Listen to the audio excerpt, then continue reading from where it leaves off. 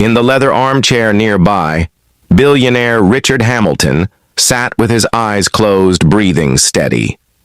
To anyone watching, he looked asleep, but his mind was wide awake. Too many times, greed had eaten into his home. Tonight, he wanted to see for himself. Richard listened to every sound, his heart heavy with suspicion. Would this little girl, innocent-looking and poor, fall into temptation like the others, or would she prove different? This is not just a story about wealth and power. It's a story about innocence, trust, betrayal, and the unexpected ways life teaches us what truly matters. The tall windows of the study let in streaks of the late afternoon sun, casting golden lines across the polished wooden floor. The room was a fortress of wealth, oak shelves filled with books, rare art hanging on the walls, and, on one side, a massive safe built into the wall. Chief Leonard Armstrong was not an ordinary man. At 58, he was one of the wealthiest businessmen in the country, a man whose name was etched in boardrooms, newspapers, and Forbes magazines.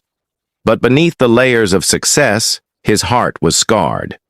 A bitter divorce had left him alone.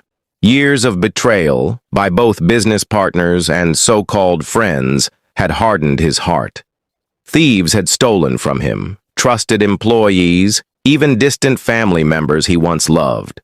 All of it built into him one unshakable rule: trust no one. That was why he sat in his grand leather chair that day, eyes closed, pretending to sleep. By his side, the steel safe stood wide open, spilling bundles of crisp dollar bills. The money wasn't there by accident. He had scattered it deliberately, untidy, like bait thrown into a trap.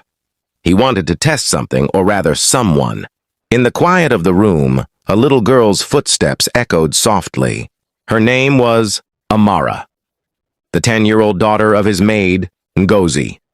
A black child in a white man's mansion, innocent eyes full of curiosity. School was on break, so she had followed her mother to work that day. While Ngozi scrubbed the kitchen tiles, Amara wandered into the study as she often did. Today she froze. Her gaze landed on the open safe. Piles of money, more than she had ever seen in her short life, lay scattered and untidy, almost calling her name. Chief Armstrong, behind his shut eyelids, listened. This is it, he thought. This is the moment the poor reveal their true nature. Even a child cannot resist such temptation. He held his breath, waiting for the sound of little hands snatching at the money. Instead, he heard something else. The soft shuffle of feet against the floor, the sound of papers being touched, but not rustled greedily. Rather, carefully, slowly. He cracked one eye open just a slit, and what he saw made his throat tighten. Amara wasn't stuffing money into her pockets. She wasn't hiding bundles under her dress. Instead, she was kneeling in front of the safe, her small hands gathering the scattered bills neatly, stacking them into proper piles. She pressed them down carefully, the way she had seen her mother fold laundry. Her lips moved as she worked. At first he thought she was muttering to herself, but when he listened closely, he realized she was humming, a soft, innocent tune. When the last pile was stacked, Amara sat back on her heels, smiling faintly to herself.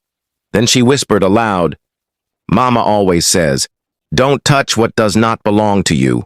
Uncle Leonard worked hard for this money. I will help him keep it tidy." Chief Armstrong's chest tightened painfully. His eyes shut again quickly as she stood up and brushed her dress. Ngozi balanced a basket of freshly laundered clothes on her hip as she entered the study to dust the shelves. But the sight that met her eyes stopped her cold. Amara was on her knees before the open safe, her tiny fingers gently straightening the scattered bundles of money. "Amara!" Ngozi's voice cracked like a whip, trembling with fear. She dropped the basket and rushed forward.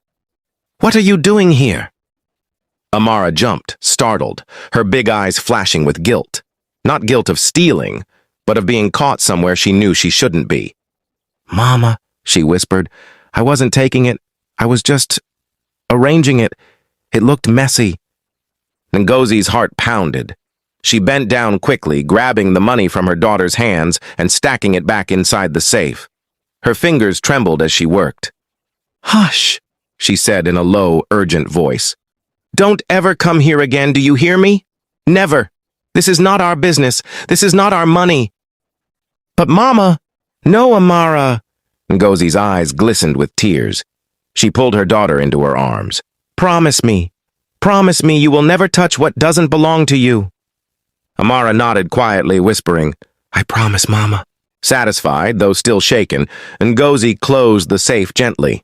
She took Amara's hand, and together they left the study. Neither of them knew that from the shadow of his chair, Leonard Armstrong had watched everything. His eyes were not shut as they believed. He had seen the girl's innocence. He had seen the mother's fear, her urgency, her discipline. And what struck him most was the words she spoke. "This is not our business. This is not our money."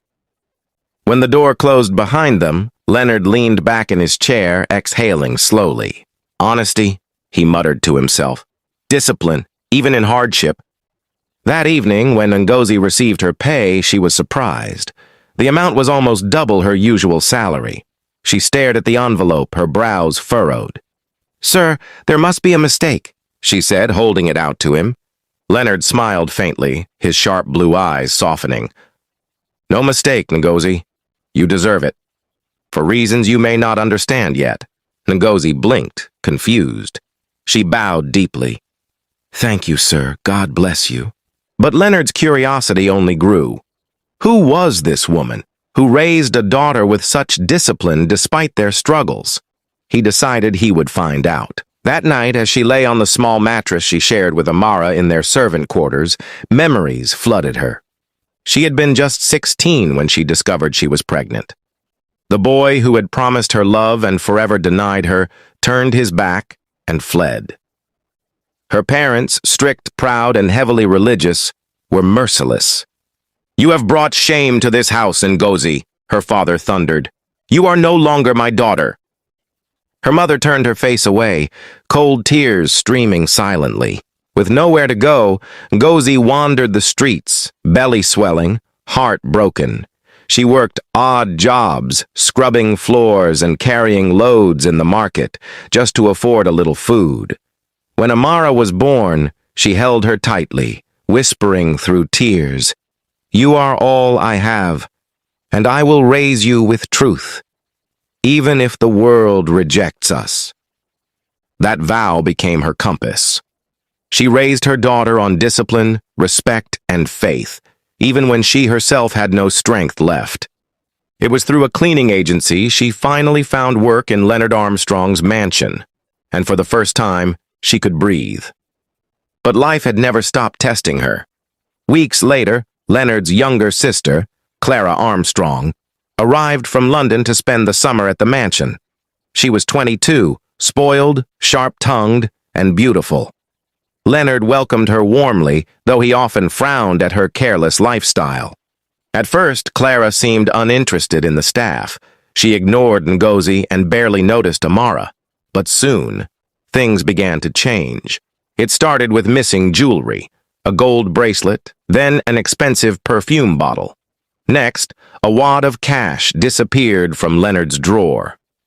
Each time, Clara raised her voice in dramatic outrage. "Leonard, you cannot trust these people!" she cried one morning, storming into the study.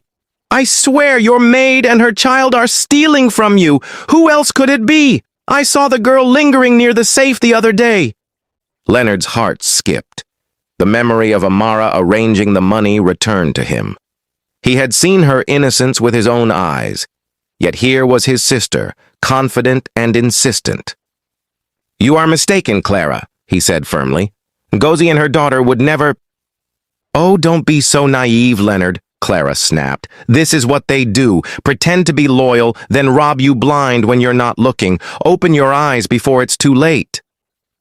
Her words stabbed at his heart. He wanted to defend Ngozi and Amara, but old scars, memories of betrayal, theft, and deception, whispered doubts into his ear.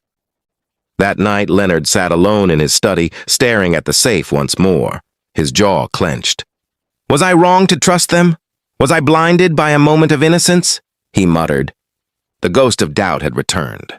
Meanwhile, Ngozi sat on the edge of her bed, worry etched on her face.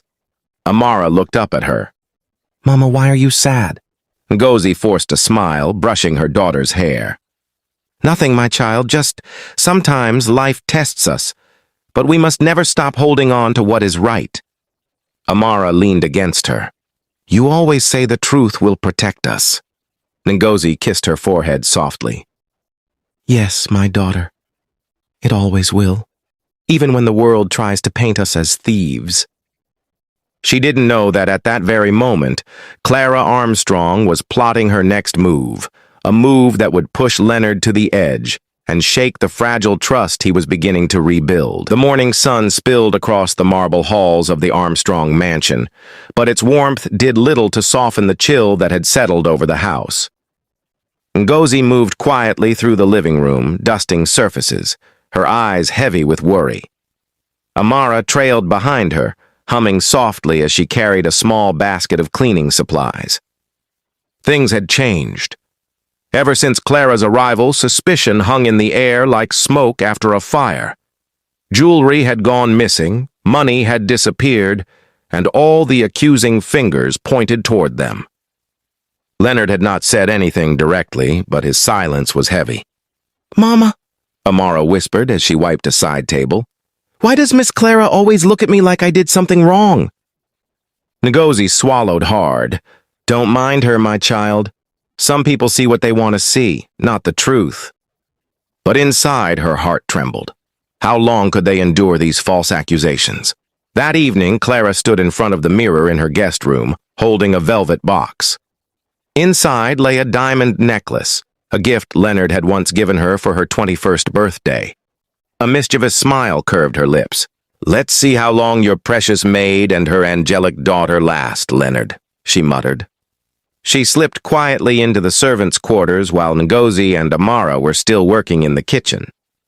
With practiced ease, she tucked the necklace deep inside Amara's small backpack, the one she always carried her storybooks in. The trap was set. 2 days later, Clara stormed into the study, feigning panic. "Leonard!" she cried, her eyes wide. "My diamond necklace is gone! I searched everywhere, it's missing!" Leonard frowned, setting down his newspaper. "Are you sure? Perhaps you misplaced it." "No!" Clara shook her head vehemently. "I know where I kept it, and I swear it's been stolen." Her voice rose higher, drawing the staff into the room. Ngozi and Amara stood at the doorway, confused. Clara spun on them like a predator spotting prey. "Check their things," she demanded. "That's where you'll find it." Ngozi gasped, clutching her chest. "God forbid! Madam Clara, we have never—" But Clara cut her off sharply. "Save your lies! I saw the little one lingering around my room yesterday. She's learning from you, Ngozi." Tears filled Ngozi's eyes. Amara clutched her mother's hand, trembling. Leonard's jaw tightened. He didn't want to believe Clara, but the accusations weighed heavily. His old wounds whispered, "Haven't you been betrayed before? Haven't you lost millions by trusting the wrong people?" At Clara's insistence, Amara's small backpack was brought forward. With trembling fingers, Ngozi unzipped it, praying silently. And then gasps filled the room. There at the bottom lay Clara's diamond necklace. "No," Ngozi whispered, falling to her knees. "No, I swear, sir, this is not ours. I don't know how it got there." Clara smirked faintly, though she quickly masked it with a look of hurt. "You see, Leonard? I warned you. This is what happens when you let wolves into your home." Leonard's hands trembled as he picked up the necklace. His eyes darted between the terrified maid, the sobbing child, and his sister's accusing glare. Was it true? Had he been foolish to trust them? Amara's small voice broke through the silence. "Uncle Leonard, I didn't take it. Mama says stealing is evil. I didn't touch it. Please believe me." Her voice cracked, and her tiny body shook with sobs. Leonard's chest constricted. He remembered the day he watched her arrange the money, the innocence in her eyes, the discipline in her mother's warning. Could that have been an act? For 2 days, the house remained tense. Ngozi barely ate, her dignity crushed under suspicion. Amara clung to her, whispering prayers at night, but Leonard couldn't rest. Something gnawed at him, whispering that the pieces didn't fit. So he ordered a quiet investigation. Security cameras, though rarely used in guest areas, had captured faint movements in the corridor near Clara's room. When the footage was brought to him, Leonard's eyes widened. There she was, Clara, slipping into the servants' quarters when Ngozi and Amara were busy in the kitchen, a small velvet box in her hand. His blood ran cold. That evening, he called everyone into the study. Clara, dressed elegantly, sat with a smug expression, certain she had won. Ngozi stood silently, her hands clasped, while Amara clung to her side. Leonard rose slowly, holding the diamond necklace. "Clara," he said quietly, "do you know what betrays a liar?" She tilted her head. "What are you talking about, Leonard?" He pressed a button, and the security footage played on the screen behind him. Clara's face drained of color as her own actions played out for all to see. Ngozi gasped, covering her mouth.